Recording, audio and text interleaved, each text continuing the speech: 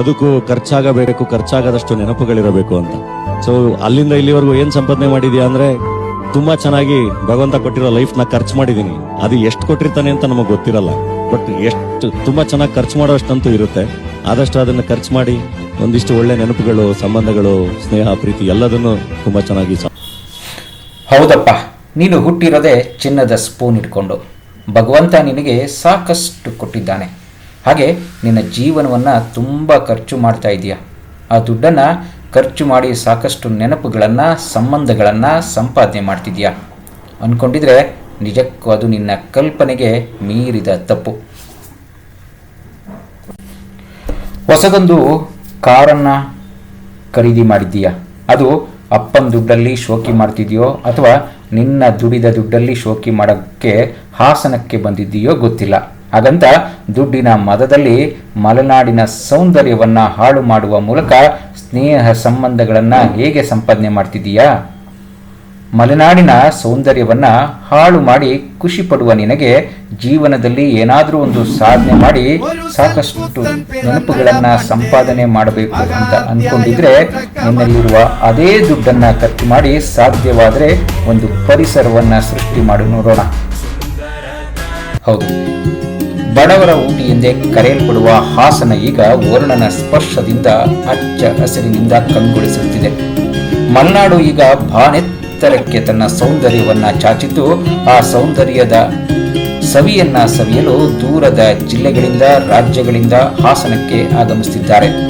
ಮಳೆಗಾಲದಲ್ಲಿ ಮಲೆನಾಡಿನ ಸೌಂದರ್ಯವನ್ನ ಸವಿಯುವುದೇ ಪ್ರವಾಸಿಗರಿಗೆ ರಸದೌತಣವನ್ನೇ ಸವಿದಷ್ಟು ಖುಷಿ. ಆದರೆ ಕೆಲವು ಪ್ರವಾಸಿಗರು, ಅದರಲ್ಲೂ ಹದಿಹರೆಯದ ಪ್ರವಾಸಿಗರ ಹುಚ್ಚಾಟದಿಂದ ಬಾನೆತ್ತರಕ್ಕೆ ಚಾಚಿದ ಆ ಸೌಂದರ್ಯ ಕಮರುತ್ತಿದೆ. ಅವರ ಈ ಹುಚ್ಚಾಟದಿಂದ ಪರಿಸರವನ್ನ ಹೇಗೆ ಹಾಳು ಮಾಡುತ್ತಿದ್ದಾರೆ ಎಂದರೆ ನಿಜಕ್ಕೂ ಬೇಸರ ಉಂಟಾಗುತ್ತದೆ.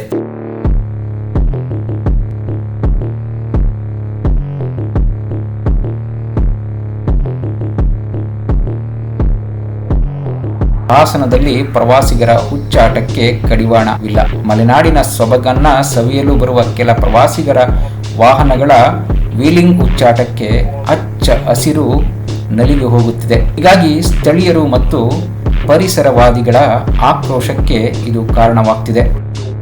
ನಮ್ಮ ಸಕಲೇಶ್ಪುರಕ್ಕೆ ಅತಿಥಿಗಳಾಗಿ ಹೊರಗಡೆಯಿಂದ ಒಂದು 2 ಕಾರ್ನಲ್ಲಿ ಬಂದು ಹೋಗಿರ್ತಕ್ಕಂತಹ ಅವರ ಬಗ್ಗೆ ಮಾತನಾಡ್ಲಿಕ್ಕೆ ತಾವು ಅತಿಥಿಯಾಗಿ ಸಕಲೇಶ್ಪುರಕ್ಕೆ ಬರ್ತೀರಾ, ಸಂತೋಷ. ಪ್ರಕೃತಿ ಸೌಂದರ್ಯನ ಸವಿತೀರಾ, ಅದು ಸಹ ಸಂತೋಷ.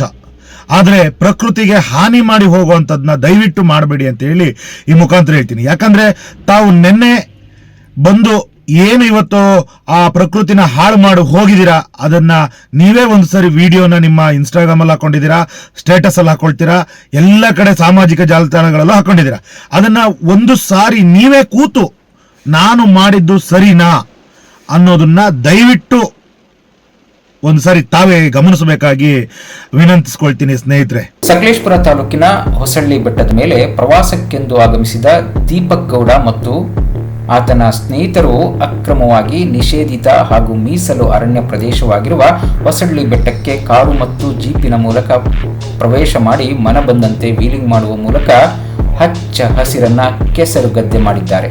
ಅಷ್ಟೇ ಅಲ್ಲ, ತಾವು ಚಾಲನೆ ಮಾಡಿ ಪರಿಸರವನ್ನ ಹಾಳು ಮಾಡಿರುವ ವಿಡಿಯೋಗಳನ್ನ ಬಹುದೊಡ್ಡ ಸಾಧನೆ ಎಂಬಂತೆ ತಮ್ಮ ಇನ್ಸ್ಟಾಗ್ರಾಮ್ ಅಲ್ಲಿ ಹಾಕಿಕೊಂಡಿದ್ದಾರೆ.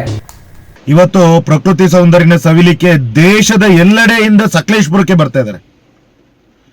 ಅಂತದ್ರ ಮಧ್ಯದಲ್ಲಿ ನೀವು ಆ ಒಂದು ಯಾವುದೋ ಒಂದು ಫಾರ್ಚುನರ್ ವೆಹಿಕಲ್, ಅದಾದ್ಮೇಲೆ ಒಂದು ಮಹೇಂದ್ರ ಥಾರ್ ವೆಹಿಕಲ್, ಎರಡರಲ್ಲೂ ಬಂದ್ಬಿಟ್ಟು ಆ ಒಂದು ಹುಲ್ಲಿನ ಹಾಸಿಗೆ ಅಂತ ಇದ್ದಂತ ಒಂದು ಪ್ರದೇಶನ ನಿಮ್ಮ ಶೋಕಿಗೋಸ್ಕರ ಏನು ಅದನ್ನ ಎಲ್ಲ ಡ್ರಿಫ್ಟ್ ಹೊಡೆದು ಫುಲ್ಲು ಕೆಸರು ಗದ್ದೆ ಮಾಡಿಟ್ಟಿದ್ದೀರಲ್ಲ, ಇದು ಎಷ್ಟರ ಮಟ್ಟಿಗೆ ಸರಿ? ದಯವಿಟ್ಟು ನಮ್ಮ ಅರಣ್ಯ ಅಧಿಕಾರಿಗಳಲ್ಲಿ ಕೇಳ್ಕೊಳ್ಳೋದಿಷ್ಟೇ, ತಾವು ಕಣ್ಮುಚ್ಚಿ ಕುಳಿತಿದ್ದೀರೋ, ಏನ್ ಮಾಡ್ತಾ ಇದ್ದೀರಾ? ಇಂಥವ್ರ ವಿರುದ್ಧ ಕಾನೂನು ರೀತಿ ಕ್ರಮ ಕೈಗೊಳ್ಳಬೇಕು. ಯಾಕಂತಂದ್ರೆ ಇಂಥವರು ತಮ್ಮ ಇನ್ಸ್ಟಾಗ್ರಾಮ್ ಖಾತೆಗಳಲ್ಲಿ, ಫೇಸ್ಬುಕ್ ಖಾತೆಗಳಲ್ಲಿ, ಅದಾದ ನಂತರ ಸೋಷಿಯಲ್ ಮೀಡಿಯಾ ಎಲ್ಲ ಸ್ಟೇಟಸ್ಗಳಲ್ಲಿ ಹಾಕೊಳ್ತಾರೆ. ಇವರನ್ನ ನೋಡಿ ಇನ್ನೂ ಯುವಕರು ಪ್ರೇರಣೆಗೊಳ್ತಾರೆ. ವೀಕೆಂಡ್ ಅಂದ್ರೆ ಸಾಕು, ಮಲೆನಾಡಿಗೆ ದೂರದ ಊರುಗಳಿಂದ ಪ್ರವಾಸಿಗರು ಆಗಮಿಸುವುದು ಸರ್ವೇ ಸಾಮಾನ್ಯ. ಹಾಗೆ ಹಾಸನಕ್ಕೂ ಕೂಡ ಮಳೆಯ ಅಬ್ಬರದ ನಡುವೆ ಪ್ರವಾಸಿಗರ ಸಂಖ್ಯೆ ದಿನದಿಂದ ದಿನಕ್ಕೆ ಹೆಚ್ಚಾಗ್ತಿದೆ.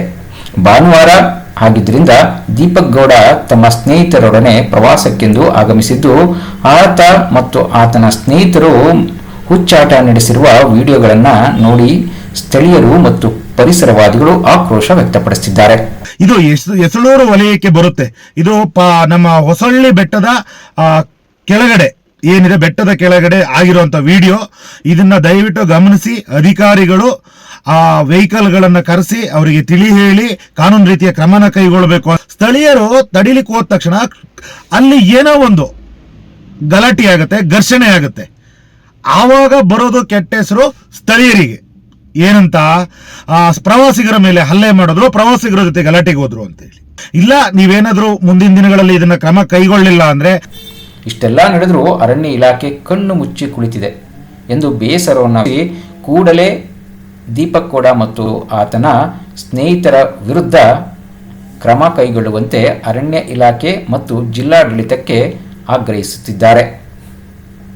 ನಾವು ಮಲೆನಾಡು ರಕ್ಷಣಾ ಸೇನೆಯ ಎಲ್ಲ ಕಾರ್ಯಕರ್ತರು ಎಸಳೂರಿನ ಏನು ವಲಯ ಅರಣ್ಯಾಧಿಕಾರಿಗಳ ಕಚೇರಿ ಇದೆ, ಆ ಕಚೇರಿಗೆ ಬಂದು ನಾವು ಅಹೋರಾತ್ರಿ ಆಗ್ಲಿ ಅನಿರ್ದಿಷ್ಟಾವಧಿ ಆಗ್ಲಿ ಇಂಥವರ ವಿರುದ್ಧ ಕ್ರಮ ಕೈಗೊಳ್ಳೋವರೆಗೂ ಆಫೀಸ್ ಮುಂದೆ ಕೂತು ಧರಣಿನ ಮಾಡ್ತೀವಿ ಅಂತ ಹೇಳಲಿಕ್ಕೆ ಈ ಮುಖಾಂತರ ಇಷ್ಟಪಡ್ತೀನಿ ಸ್ನೇಹಿತರೆ.